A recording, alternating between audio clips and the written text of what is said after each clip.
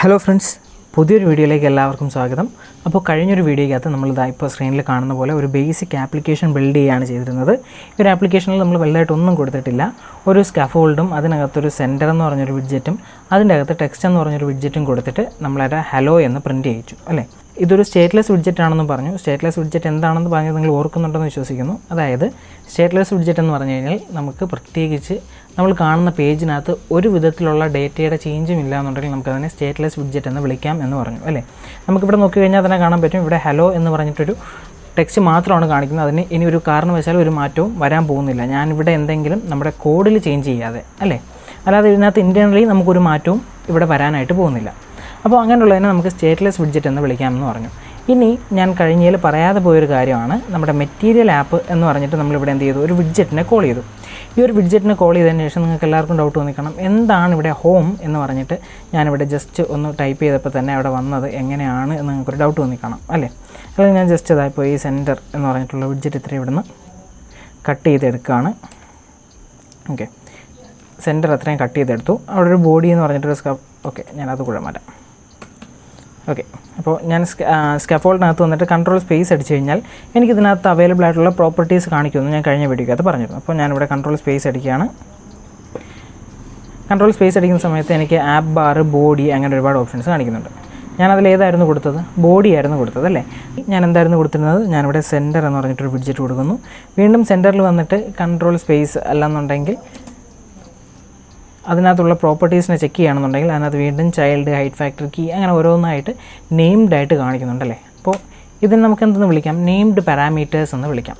ഇങ്ങനെ ഈ named parameters എങ്ങനെ വന്നു എന്നുള്ളതാണ് നമ്മൾ ഇന്ന് ഈ ഒരു വീഡിയോയ്ക്കകത്തൂടെ ചർച്ച ചെയ്യാനായിട്ട് പോകുന്നത്. ഓക്കെ, നെയിംഡ് പാരാമീറ്റേഴ്സ് എന്ന് ഞാനിവിടെ ആക്കി കൊടുത്തിട്ട് ഞാനെടുത്ത് റൺ ചെയ്ത് കഴിഞ്ഞാൽ എനിക്ക് ആപ്ലിക്കേഷനിൽ അങ്ങനെ തന്നെ വരും. അത് നിങ്ങൾക്ക് അറിയാമല്ലോ. ഓക്കെ, അപ്പോൾ എന്താണ് നെയിംഡ് പാരാമീറ്റേഴ്സ് എന്ന് അറിയണമെന്നുണ്ടെങ്കിൽ നമ്മൾ കഴിഞ്ഞൊരു വീഡിയോയ്ക്കകത്ത് സംസാരിച്ചിരുന്ന കാര്യങ്ങളിലേക്ക് പോകണം. അതിന് വേണ്ടിയിട്ട് നമ്മൾ വീണ്ടും നമ്മുടെ ഡാറ്റ് പാർട്ടിലേക്ക് വരണം. ഓക്കെ, നമ്മളിവിടെ നോക്കിക്കഴിഞ്ഞാൽ നമുക്ക് കാണാൻ പറ്റും, ഞാനിവിടെ ഓൾറെഡി ഒരു ക്ലാസ് ഡിഫൈൻ ചെയ്തിട്ടുണ്ട് യൂസർ എന്ന നെയിമിൽ. അതിനകത്ത് നെയിമും ഏജും എൻ്റെ പാരാമീറ്റേഴ്സും കൊടുത്തിട്ടുണ്ട്. ഓക്കെ, അപ്പോൾ എനിക്ക് ഇനി വേണ്ടതെന്ന് പറഞ്ഞു കഴിഞ്ഞാൽ എനിക്ക് ഞാൻ നേരത്തെ ടൈപ്പ് ചെയ്തപ്പോഴത്തേക്ക് കാണിച്ചതുപോലെ എനിക്ക് കാണിക്കണം. അതിനകത്തേക്ക് എനിക്ക് വാല്യൂ ഇൻബിൽട്ടായിട്ട് കൊടുക്കാൻ പറ്റണം. അപ്പോൾ അതിന് വേണ്ടിയിട്ട് ചെയ്യാൻ പറ്റുന്ന കാര്യം എന്ന് പറഞ്ഞു കഴിഞ്ഞാൽ നമ്മൾ പുതിയൊരു കൺസെപ്റ്റിനെ പറ്റി പഠിക്കുകയാണ്, കൺസ്ട്രക്റ്റേഴ്സ്. എന്താണ് കൺസ്ട്രക്ടർ എന്ന് നോക്കി കഴിഞ്ഞാൽ യൂസർ എന്ന് പറയുന്നത് ഇതിനകത്തൊരു കർലി ബ്രാക്കറ്റ് ഇട്ട് കൊടുത്തു കഴിഞ്ഞാൽ ഇതൊരു കൺസ്ട്രക്ടറായി. ഇനി ഈ കൺസ്ട്രക്ടറിൻ്റെ പ്രത്യേകത എന്ന് പറഞ്ഞു കഴിഞ്ഞാൽ ഇതിനകത്ത് വന്നതിന് ശേഷം നമുക്ക് ദിസ് ഡോട്ട് നെയിം എന്നും ദിസ് ഡോട്ട് ഏജ് എന്നും വിളിക്കാനായിട്ട് പറ്റും. ഓക്കെ, അതായത് ഈ മുകളിൽ കിടക്കുന്ന ഡേറ്റയെ നമ്മൾ റെഫർ ചെയ്ത് കൊടുക്കുകയാണ്. അപ്പോൾ ഇതിനകത്ത് എന്തെങ്കിലും ഒരു വാല്യൂ വന്നു കഴിഞ്ഞാൽ അതിനടുത്ത് എവിടെ വയ്ക്കും? ഈ നെയിം എന്ന് പറയുന്ന ആ ഒരു വേരിയബിളിനകത്തും ഇവിടെ ഏതെങ്കിലും ഒരു വാല്യൂ ഈ ഒരു ഏജിൽ വന്നു കഴിഞ്ഞാൽ ഈ വാർ ഏജ് എന്ന് പറയുന്ന ഈ ഒരു വേരിയബിളിലേക്കും എടുത്തുകൊണ്ടുവന്ന് വയ്ക്കും. അതാണ് ഈ ഒരു കൺസ്ട്രക്ടറിൻ്റെ മെയിനായിട്ടുള്ള ജോബ്. ഓക്കെ, അപ്പോൾ നമ്മളിങ്ങനെ ഈ ഒരു നെയിം എഴുതി കൊടുക്കുന്നതിനെ സ്കോപ്പിംഗ് എന്ന് പറയും. അതായത് ഡേറ്റ പാസ് ചെയ്യുന്ന ഒരു രീതി, അത്രമാത്രം ഇപ്പോൾ വിചാരിച്ചിരുന്നാൽ മതി. ഓക്കെ, അപ്പോൾ ഞാനിവിടെ ഇത്രയും ചെയ്തു വെച്ചു. ഇനി എനിക്ക് ഞാൻ ഈ താഴെ കിടക്കുന്നതൊക്കെ ഒന്ന് മാറ്റാം കേട്ടോ. ഞാനിവിടെ ഇതൊന്ന് മാറ്റിയിട്ട് ഞാനിവിടെ വന്നതിന് ശേഷം ഈ ഒരു യൂസറിനകത്ത് കയറി ഞാനിവിടെ ഏജ് ഒരു 35 കൊടുത്തു.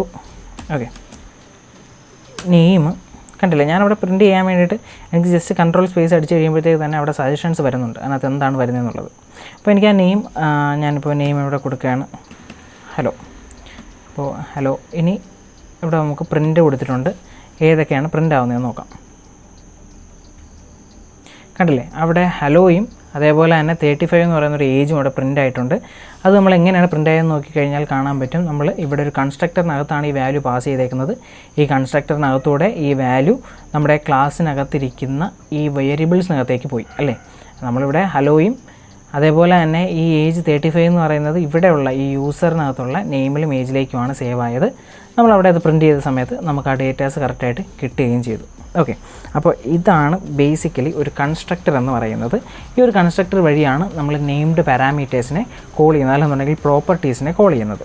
ഓക്കെ, അപ്പോൾ നമ്മളിനി ബാക്ക് ടു നമ്മുടെ സ്ക്രീനിലേക്ക് വന്നു കഴിഞ്ഞാൽ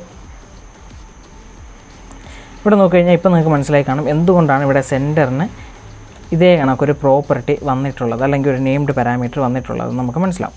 ഓക്കെ, ഇപ്പോൾ ഞാനിവിടെ വന്നിട്ട് ചൈൽഡ് എന്ന് പറഞ്ഞിട്ട് ഇവരുടെ പ്രോപ്പർട്ടിയാണ്. ഞാൻ ആ പ്രോപ്പർട്ടി കോൾ ചെയ്യുന്നു. ടെക്സ്റ്റ് ഞാൻ ന്യൂ കൺസ്ട്രക്ടർ എന്ന് കൊടുക്കുന്നു. ഓക്കെ, അപ്പോൾ ഇതെന്താണ്, ഈ കാണുന്നതെല്ലാം ഇവർക്കുള്ള ഓരോ പ്രോപ്പർട്ടീസായിട്ട് നമുക്ക് കണക്കാക്കാനായിട്ട് പറ്റും. അപ്പോൾ ഇത്രയേ ഉള്ളൂ ഇന്നത്തെ വീഡിയോ.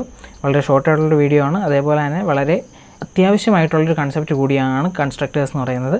നിങ്ങൾ തീർച്ചയായിട്ടും ഈ ഒരു ടോപ്പിക്ക് നല്ലതുപോലെ മനസ്സിലാക്കുക. എന്തെങ്കിലും ഡൗട്ട് ഉണ്ടെങ്കിൽ താഴെ കമൻറ്റ് ബോക്സിൽ കമൻറ്റ് കൂടി ചെയ്യുക. ഓക്കെ, അടുത്തൊരു വീഡിയോ ആയിട്ട് കാണാം. Bye bye.